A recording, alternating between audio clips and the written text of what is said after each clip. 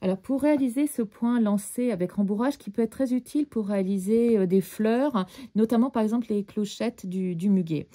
C'est un point que l'on va faire en 2 temps.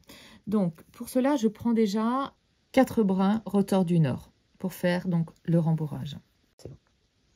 Je commence à faire le rembourrage et pour cela, je vais faire dans un premier temps une croix oblique.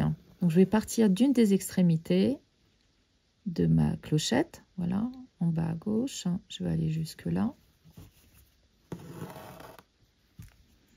Donc, je ferme ma croix oblique. Donc, je pars à peu près là.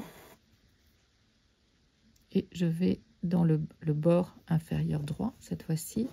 Là, j'ai une première croix oblique. Et je vais maintenant recouvrir avec une croix droite. Cette fois-ci, je vais aller là, à l'extrémité du milieu bas de ma clochette. Je remonte et je ferme ma croix droite comme ceci.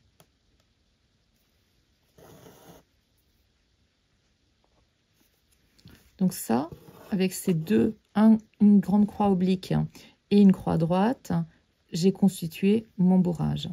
Maintenant, je vais commencer à broder. Donc, je passe à la deuxième étape.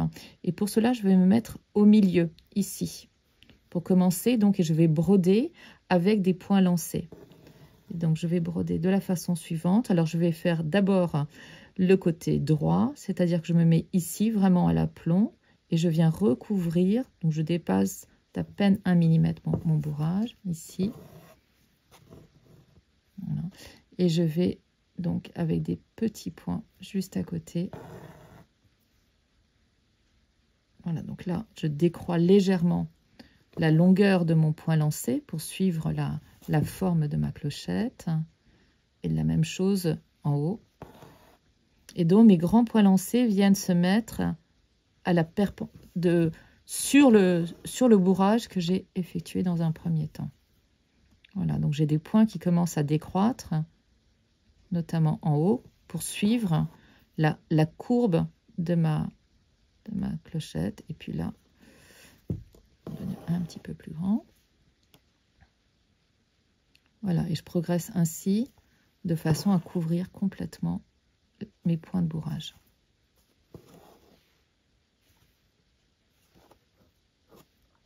Voilà, et là, je dois pouvoir en mettre encore un.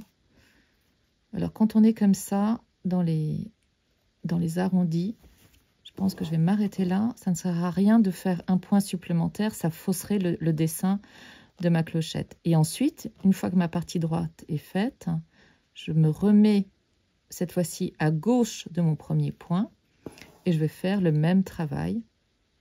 Voilà, donc avec un point qui marque bien,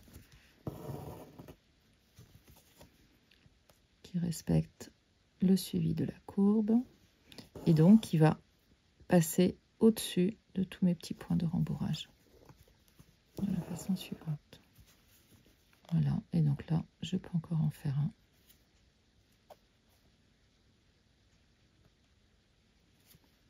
Voilà, et qui marque bien du coup la petite pointe de ma clochette.